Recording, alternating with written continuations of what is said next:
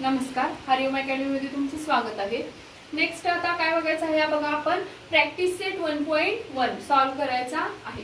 First question काय आहे बघा, base of A triangle is 9 and height is 5. Base of another triangle is 10 and height is 6. Find the ratio of areas of these triangles. Okay, काय केलेलं आहे बघा, first ट्रायंगलचा height आणि base दिलेला आहे, सेकंड ट्रायंगलचा हाईट आणि बेस आपल्याला दिलेली आहे। फाइंड आउट काय करायचं आहे, त्याचा ratio of areas of this triangle, त्याच्या एरियाचा रेशो आपल्याला फाइंड आउट करायचा आहे। जसं की मी तुम्हाला सांगितलं, ह्या जो काही आपला प्रॅक्टिस सेट आहे हा रिलेटेड टू आपल्या ज्या काही आपण तीन कंडिशन पाहिलेल्या आहेत आधीच्या व्हिडिओमध्ये त्या कंडिशनशी, आणि जो काही आपला मेन फॉर्म्युला आहे, रेशो काय येतात बघा, एरियाचे base into height by base into height, या चार प्रॉपर्टीज वर काय आहे, रिलेटेड आहे। तर काय करूया, सोल्युशन बघूया। गिव्हन काय आहे बघा, इन फर्स्ट ट्रायंगल, ओके, किंवा इन ट्रायंगल 1, मी इथे काय करते, ट्रायंगल 1 देते। आपण ट्रायंगलचं नेम दिलेलं नाही आहे, त्यामुळे मी काय करते, इन जनरल घेत आहे। इन ट्रायंगल 1 B1 म्हणजे काय येईल, बेस येणार आहे, B1 is equals to 9 and H1 is equals to 5, म्हणजे हाईट काय येणार आहे, 5 येणार आहे। In triangle 2 B2 is equals to, base किती दिलेला आहे बघा, 10 दिलेला आहे, and H2 is equals to 6. काय दिलेलं आहे, B2 आपल्याला 10 दिलेला आहे, H2 6 दिलेला आहे। मी ट्रायंगलचे नेम आपल्याला दिलेले नाही, त्याच्यामुळे मी इन जनरल ट्रायंगल 1 ट्रायंगल 2 घेतलेला आहे। सेम काय केलेलं आहे, B1 हा फर्स्ट ट्रायंगलचा बेस आहे, H1 फर्स्ट ट्रायंगलची हाईट आहे, B2 सेकंड ट्रायंगलचा बेस आहे, H2 सेकंड ट्रायंगलची हाईट आहे। नाउ वी नो रेशोज काय येणार आहेत बघा, area of triangle 1 by area of triangle 2 काय येणार आहे बघा, B1 into H1 by B2 into H2 काय येणार आहे, B1 into H2 by B1 into H1 by B2 into H2। Value put up करूया, काय आहे बघा, B1 9 आहे, B2 काय आहे, H1 5 आहे, B2 10 आहे, H2 काय आहे, 6 आहे। आता हे तुम्ही काय करू शकता, मी दोन वेने तुम्हाला सॉल्व करायला सांगते। फर्स्ट वेने काय करू शकतो बघा, आपण इथं सिम्प्लिफाय करू शकतो, म्हणजे काय होणार आहे, 5 1 जा 5, 5 2 जा 10, 3 2 जा 6, 3 3 जा 9। आता काय होईल बघा, 3 इंटू 1 इज 3, 2 इंटू 2 इज 4, म्हणजेच काय येईल, area of triangle 1 by area of triangle 2 is equals to 3 by 4 येईल।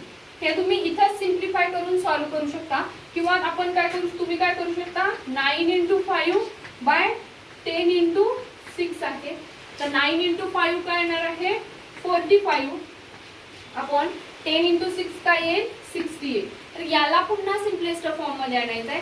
याला सिम्पलेस्ट फॉर्म मध्ये आणण्यासाठी ऑब्वियसली तुम्हाला टेबल पार्ट हवे, तर टेबल काय म्हणू शकतो, 15च्या टेबल मध्ये दोन्ही नंबर येऊ शकतात, 15 3 जा 45 अँड 15 4 जा 60।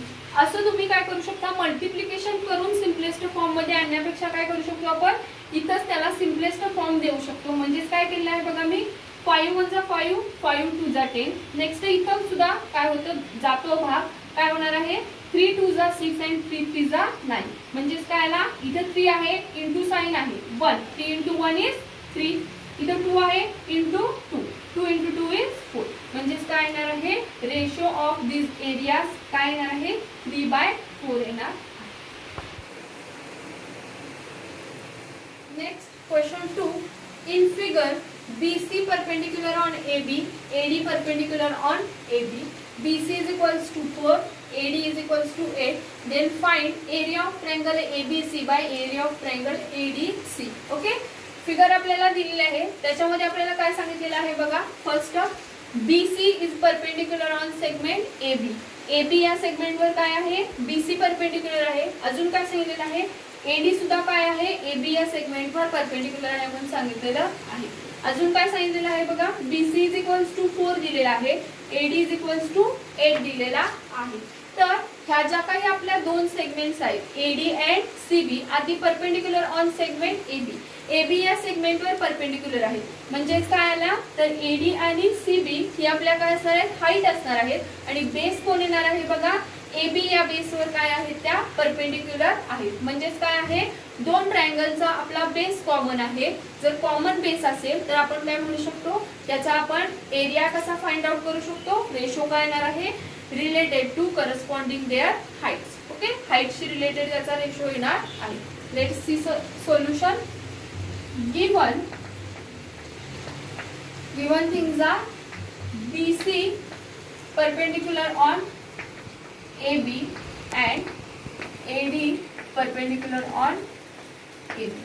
Okay, and BC is equals to 4, AD is equals to 8. आपल्याला इन्फॉर्मेशन दिलेली आहे. Now in triangle ABC and triangle ADB, okay, यामध्ये काय सांगितलेलं आहे बघा, AB is common base. AB काय येणार आहे, आपला कॉमन बेस येणार आहे. Therefore ratio of areas of these triangles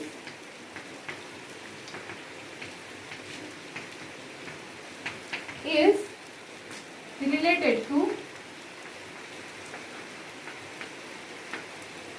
corresponding their heights. Okay, base common असेल तर आपण काय म्हणणार आहे, त्याचा जो काही एरियाचा रेशो येईल तो काय असणार आहे, त्याच्या हाईटशी रिलेटेड असणार आहे. मग ह्या काय येतं, area of triangle ABC by area of triangle ADB. Okay, आता ABC मध्ये आपली हाईट कोण आहे बघा, BC आहे आणि ADB याच्यामध्ये हाईट कोण आहे, AD आहे.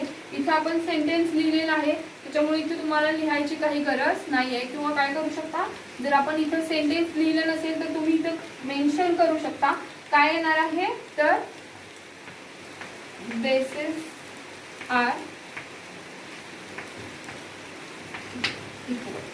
बेसिस काय आहे, इक्वल आहे, त्याच्यामुळे मी काय घेतलेलं आहे, हाईट घेतलेल्या आहे. आता माहित आहे आपल्याला BC ची व्हॅल्यू दिलेली आहे 4, AD काय केलेलं आहे, 8 दिलेलं आहे. सिम्पलेस्ट फॉर्म मध्ये आणा, 4/8 म्हणजेच काय, 4 1 जा 4, 4 2 जा 8, म्हणजेच काय येईल, area of triangle ABC by area of triangle ADB is equals to 1/2 येणार आहे. Next, third question. In figure PS perpendicular on segment RQ, QT perpendicular on segment PR. If RQ is equals to 6, PS is equals to 6 and PR is equals to 12, then find QT. काय केलेलं आहे बघा, figure दिलेली आहे त्याच्यामध्ये PS जो आहे तो काय आहे, सेगमेंट RQ वर परपेंडिक्युलर आहे. तर RQ पुढे एक्सटेंड केलेला आहे.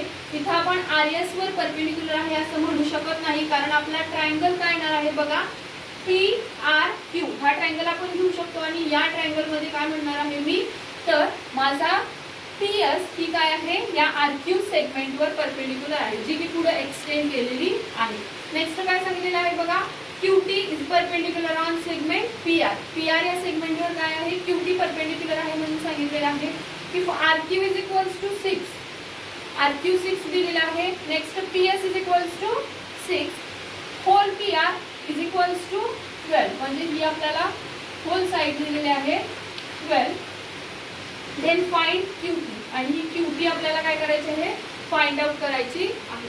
कशी फाइंड आउट करू शकेल बघा आपण इथं. आता जर मी काय केलं, इथं तुम्ही म्हणला PRS हा जर आपण ट्रायंगल कन्सिडर करायचं म्हणलं, इथं आपल्याला हाईट माहित आहे, पण बेस साठी आपल्याला QS माहित नाही किंवा RS सुद्धा आपल्याला दिलेला नाही. काय काय दिलेलं आहे बघा, RQ दिलेला आहे, हाईट दिलेली आहे. आता हा बेस आपण RQ आणि हाईट PS कन्सिडर करून कोणता ट्रायंगल म्हणू शकतो बघा, PQR. हा जर मी ट्रायंगल घेतला, ट्रायंगल PQR जर घेतला, त्याच्यामध्ये मला बेस माहित आहे, हाईट माहित आहे, म्हणजे मी PQR चा एरिया फाइंड आउट करू शकते. नेक्स्ट काय करायचं आहे, ट्रायंगल घ्यायचा पी क्यू आर, पण याच्यामध्ये काय करायचं बेस पी आर कन्सिडर करायचा आणि हाईट काय करायची आहे क्यूटी कन्सिडर करायची आहे. असं करून काय करू शकतो आपण क्यूटीची व्हॅल्यू फाइंड आउट करू शकतो. काय आहे बघा सोल्युशन बघा. Given things are given segment PS perpendicular segment RQ, next segment QT perpendicular segment PR. Okay, अजून काय दिलेलं आहे बघा. RQ इज इक्वल्स टू 6 आहे, PS इज इक्वल्स टू 6 आहे and PR is equals to 12 आहे, then QT is equals to 12. Okay, काय सांगितलेलं आहे मी सेम ट्रायंगल कन्सिडर करणार आहे PQR. हाच ट्रायंगल आपण घ्यायचा आहे, याचेच एरिया फाइंड आउट करायचे. पण एरिया फाइंड आउट करताना फर्स्ट कंडिशन मध्ये आपण काय करायचं आहे PQR मध्ये काय करायचं QR हा बेस कन्सिडर करायचा, PS ही हाईट कन्सिडर करायची.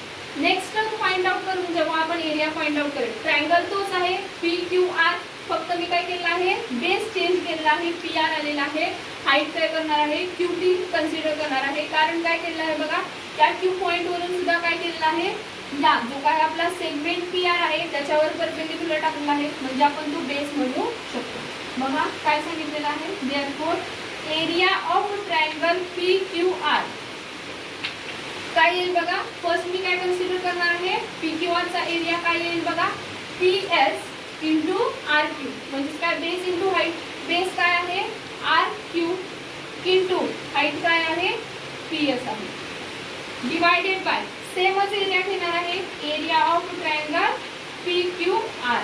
पण दुसऱ्या वेळी मी काय करणार आहे बघा घेताना माझा बेस आणि हाईट चेंज करणार आहे. बेस काय कन्सिडर करणार आहे PR कन्सिडर करेल आणि हाईट काय येईल त्याच्या वेळी QT ही हाईट येणार आहे.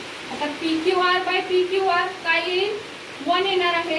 ओके, इज इक्वल्स टू त्या व्हॅल्यूज आपल्याला माहित आहेत काय आहेत बघा. RQ किती आहे 6 आहे इंटू PS किती आहे 6 आहे. PR काय आहे बघा आपला 12 आहे इंटू QT. हे न्यूमरेटर मध्ये आहे, इकडे आणा मल्टिप्लाय होईल, काय होईल बघा डिवाइड आहे इकडे आणल्यावर मल्टिप्लाय होईल. 1 into 12 into QT is equals to 6 into 6 is what 36. आता काय होईल 1 इंटू हे सेमच राहील, म्हणजेच काय येईल 12 into QT is equals to 36. Now QT is equals to काय येईल बघा 12 इकडे मल्टिप्लाय आहे, तिकडे गेल्यावर काय होईल डिवाइड होईल, म्हणजेच काय येईल 36 divided by 12. Therefore QT is equals to 36 by 12 is equals to 3. म्हणजेच काय होईल QT ची व्हॅल्यू काय आलेली आहे 3 आलेली आहे. QT ची व्हॅल्यू आपण 3 कशी फाइंड आउट केली बघा. तर मी काय केलेलं आहे सेम ट्रायंगल कन्सिडर केलेला आहे, फक्त त्याचे हाईट आणि बेस काय झालेले आहे चेंज झालेले आहे. ही प्रॉपर्टी आपल्याला माहिती आहे. रेशो आपण कशी फाइंड आउट करतो base into height, base into height नी रेशो फाइंड आउट करू शकतो. फर्स्ट PQR साठी मी काय केलं आहे RQ बेस कन्सिडर केलेला आहे, PS काय केले आहे हाईट कन्सिडर केले आहे. कारण का तर इथं एकाच ट्रायंगलवर 2 परपेंडिक्युलर पडलेले आहेत. सेकंड ट्रायंगल मध्ये काय केलेलं आहे मी PR बेस कन्सिडर केलेला आहे, QT हाईट कन्सिडर केलेले आहे. PQR by PQR is equals to 1 येईल, हे कॅन्सल आउट होत नाही, तर इथं डिवायडेशन केल्यानंतर काय येते 1 येतं इज इक्वल्स. ह्या व्हॅल्यूज आपल्याला माहित आहे, क्रॉस मल्टिप्लिकेशन करू शकता किंवा हे डिनॉमिनेटर मध्ये आहे, इकडे आल्यावर न्यूमरेटर मध्ये जाईल, म्हणजे डिवाइड आहे ते मल्टिप्लाय होईल. मल्टिप्लाय होऊन काय करू शकतो आपण QT ची व्हॅल्यू फाइंड आउट करू शकतो. Next question number 4. In adjoint figure AP perpendicular on BC, AD parallel to BC, then find area of triangle ABC as to area of triangle BCD. काय सांगितलेलं आहे बघा आपल्याला AP ही काय आहे BC या सेगमेंटवर परपेंडिक्युलर आहे. अजून काय सांगितलेलं आहे AD parallel to BC. Okay, AD आणि BC या दोन लाईन्स काय आहेत पॅरलल आहेत. जर या दोन लाईन पॅरलल असतील तर यांच्यामधला डिस्टन्स ऑब्वियसली काय असणार आहे इक्वल असणार आहे, म्हणजेच AP ही काय असणार आहे इक्वल हाईट असणार आहे. आता नेक्स्ट काय सांगितले बघा कोणत्या दोन ट्रायंगलचा रेशो सांगितलेला आहे area of triangle ABC and area of triangle BCD. या या दोन ट्रायंगलचा आपल्याला एरिया फाइंड आउट करायचा आहे. फर्स्ट ट्रायंगल आहे ABC, म्हणजे याच्यामध्ये काय आला, BC आपला बेस आलेला आहे. नेक्स्ट ट्रायंगल आहे BCD, म्हणजे याच्यामध्ये सुद्धा आपला बेस कोण आलेला आहे, BC आलेला आहे. दोन्ही ट्रायंगलचा बेस सेम आहे जो की BC आहे. दोन्ही ट्रायंगलची हाईट जी काय येणार आहे ती पण काय येणार आहे, कॉमन येणार आहे. जर दोन्ही ट्रायंगलची हाईट आणि बेस कॉमन असेल तर काय असतं, त्या दोन ट्रायंगलचा एरियाचा रेशो काय असतो, इक्वल असतो. म्हणजेच काय येणार आहे, 1:1 असणार आहे. इक्वल रेशो म्हणजेच काय, 1:1. फाइंड आउट करूया. सोल्युशन बघा. Firstly given things are AP perpendicular on segment BC and AD parallel to BC. Okay, AD काय आहे, BC ला पॅरलल आहे. If AD parallel to BC, then distance between two parallel lines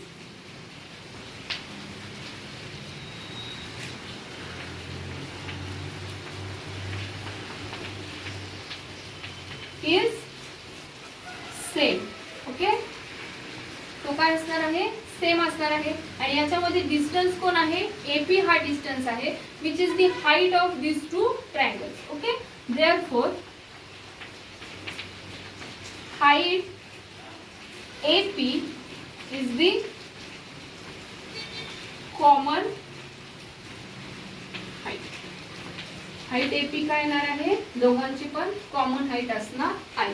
now आपल्याला ratio find out करायचे, ते find out करूया.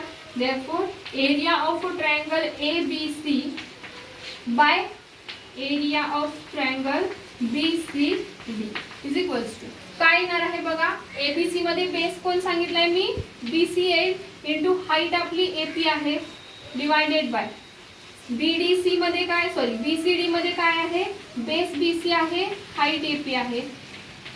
BC by BC, AP by AP, म्हणजेच काय होईल, 1/1. Okay, area of triangle ABC by area of triangle BCD. Okay, काय येणार आहे, 1/1. म्हणजेच हे आपण आपल्या प्रपोर्शन मध्ये कसं लिहू शकतो बघा. Therefore area of triangle ABC as to area of triangle BCD is equals to what, 1:1. आणि इथे तुम्ही पुन्हा तुम्हाला जर रिझन हवा असेल तर ते लिहू शकता. Because heights and bases are equal. दोघांची हाईट आणि बेस काय आहे बघा, इक्वल आहे. त्यामुळे काय आलेला आहे, त्यांचा जो काही एरियाचा रेशो आलेला आहे तो काय आहे, 1:1 असणार आहे. Last question of practice set, question number 5. In a figure, PQ perpendicular on BC, AD perpendicular on BC. Find area of triangle PQB by area of triangle PBC. Next, area of triangle PBC by area of triangle ABC. Third one, area of triangle ABC by area of triangle ADC. And last, area of triangle ADC by area of triangle PQC. आपल्याला चार ट्रायंगलचे काय करायचे आहेत, एरियाचे ratio find out करायचे आहेत. त्यासाठी given things काय आहेत बघा. Given PQ perpendicular on BC and AD perpendicular on BC. Okay, या दोन परपेंडिक्युलर्स आहेत, सेम बेसवर काय केलेलं आहे, परपेंडिक्युलर टाकलेले आहेत. ओके, फर्स्ट बघूया आपण काय येणार आहे. First area of triangle PQB bye area of triangle PBC. Okay, first triangle कोणता आहे बघा, PQB, म्हणजे फर्स्ट हा ट्रायंगल येणार आहे, डिवायडेड बाय PBC हा ट्रायंगल येणार आहे. याच्यामध्ये काय आहे बघा, हा PQB आहे, हा PBC आहे. याच्यामध्ये PQB काय आहे, सेम हाईट आहे. BC या आपला जो काही बेस आहे त्याच्यावर परपेंडिक्युलर पडलेला आहे, सेम हाईट असल्यामुळे काय येणार आहे, ratios related to their corresponding bases. Okay, आता PQB चा बेस कोण येणार आहे बघा, QB येईल, बाय PBC चा बेस कोण येणार आहे, BC येणार आहे. पी का घेतलेला आहे आपण? Because heights are equal. दोघांच्या हाईट काय आहेत? इक्वल आहे. Second one is area of triangle PBC by area of triangle ABC. Okay, काय आहे बघा? PBC divided by ABC. Okay, PBC ABC मध्ये BC हा काय आहे? कॉमन बेस आहे. जर बेस कॉमन असेल तर आपण काय म्हणू शकतो? रेशो काय येईल त्यांच्या एरियाचा रिलेटेड टू देअर हाईट्स. तर आता PBC या ट्रायंगल मध्ये हाईट कोण आहे बघा? PQ आहे. नेक्स्ट ABC या ट्रायंगल मध्ये हाईट कोण आहे आपली? AD आहे. म्हणजे रेशो काय येईल? PQ अपॉन AD येईल. का? तर याचं रिझन काय आहे? Bases are equal. बेसेस काय आहेत त्याचे? इक्वल आहे. Okay, third condition area of triangle ABC divided by area of triangle ADC. Okay, ABC triangle बघूया. ABC याच्यामध्ये आणि आपल्याला दुसरा काय दिलेला आहे? ADC. ओके, ABC ची हाईट कोण आहे बघा? AD आहे. सिमिलरली ADC ची हाईट सुद्धा कोण आहे? AD आहे. हाईट कॉमन असेल तर काय येणार आहे? रेशो त्याच्या बेसशी रिलेटेड येणार आहे. ABC चा बेस कोण आहे बघा? BC आहे. नेक्स्ट ADC याचा बेस कोण आहे? DC येणार आहे. म्हणजेच रेशो काय येईल? BC अपॉन DC येईल. का? तर हाईट्स आर इक्वल. हाईट काय येणार आहे? इक्वल येणार आहे. Last is area of A triangle ADC divided by area of A triangle PQC. आता काय येईल बघा? ADC याच्यामध्ये काय आहे बघा? AD आपली हाईट आहे, DC माझा बेस आहे. नेक्स्ट PQC याच्यामध्ये PQ हाईट आहे, QC काय आहे? बेस आहे. इथं कॉमन काहीही नाही आहे. म्हणजे याचा रेशो आपण काय फाइंड आउट करू शकतो? Base into height, base into height. ADC मध्ये काय लिहिली बघा? ADC याच्यामध्ये बेस कोण आहे? DC इंटू हाईट कोण आहे आपली? AD आहे. डिवायडेड बाय PQC मध्ये कोण आहे बघा? PQC बेस कोण आहे? QC आहे इंटू हाईट काय येणार आहे? PQ येणार आहे. का? कारण याचं रिझन काय आहे? Ratio of areas of triangles is the product of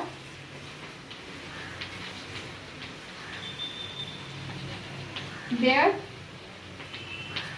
height and base. Okay, ratio काय येणार आहे एरिया ऑफ ट्रायंगलचा? त्याच्या हाईट आणि बेसचा प्रोडक्ट. म्हणजेच काय येणार आहे? Base into height, base into height. चारही कंडिशन्स मध्ये आपण काय केले आहे? आपल्या तीन प्रॉपर्टी आणि आपली एक मेन प्रॉपर्टी जी आहे ती यूज केलेली आहे. फर्स्ट कंडिशन मध्ये काय आहे बघा? हाईट्स इक्वल आहे. हाईट्स इक्वल असतील तर त्याचे काय येणार आहे? रिलेटेड करस्पॉन्डिंग जे काही बेस असणार आहे त्याच्याशी रिलेटेड त्यांचा रेशो येईल. सेकंड मध्ये बेस इक्वल आहेत म्हणजे हाईट्सची रिलेटेड रेशो येईल. थर्ड मध्ये हाईट इक्वल आहे, बेसशी रिलेटेड रेशो आलेला आहे. फोर्थ मध्ये बेस हाईट इक्वल नाही आहे म्हणजेच काय येणार आहे? त्या दोघांच्या प्रोडक्टचा रेशो येणार आहे. ओके, इथे तुमचा प्रॅक्टिस सेट 1.1 फिनिश झालेला आहे. याच्यामध्ये जर तुम्हाला व्हॅल्यूज दिलेल्या असत्या तर त्या व्हॅल्यूज पुटअप करून आपण रेशो फाइंड आउट केले असते. पण इथे व्हॅल्यूज दिलेल्या नाही आहेत त्याच्यामुळे हे आपण ॲज इट इज ठेवायचं आहे. Practice set 1.1 is based on our 4 properties and the main formula ratio of areas of the two triangles. त्याच्याशी रिलेटेडच आहे. तर प्रॉपर्टी काय आहेत बघा? फर्स्ट प्रॉपर्टी जी आहे तर रेशो आपण कसा फाइंड आउट करू शकतो? तर त्या दोघांचा हाईट आणि बेसचा प्रोडक्टचा जो रेशो येणार आहे तो त्या दोन ट्रायंगलच्या रेशोचा एरियाचा रेशो येणार आहे. नेक्स्ट आपण बघितलं जर हाईट्स इक्वल असतील तर रेशो बेसशी रिलेटेड येतो. थर्ड आपण बघितला, जर बेस इक्वल असेल तर रेशो हाईटशी इक्वल येणार आहे आणि जर हाईट आणि बेस दोन्ही जर इक्वल असतील तर आपल्या दोन ट्रायंगलचा जो एरिया येणार आहे त्याचा रेशो असणार आहे 1:1 आणि रेशो 1:1 असणार आहे. म्हणजेच काय असणार आहे तर ते दोन ट्रायंगल काय असणार आहेत, त्या दोन ट्रायंगलचा एरिया हा इक्वल असणार आहे. इथे तुमचा प्रॅक्टिस सेट 1.1 फिनिश झालेला आहे. जर तुम्ही अजून देखील माझं चॅनल सबस्क्राईब केलं नसाल तर माझं चॅनल सबस्क्राईब करा, व्हिडिओ लाईक करा. जर तुम्हाला कमेंट काही जर डाऊट्स असतील तर ती तुम्ही कमेंट बॉक्समध्ये मेन्शन करू शकता. ज्यांनी माझं चॅनल सबस्क्राईब केलेलं आहे त्यांना थँक्यू.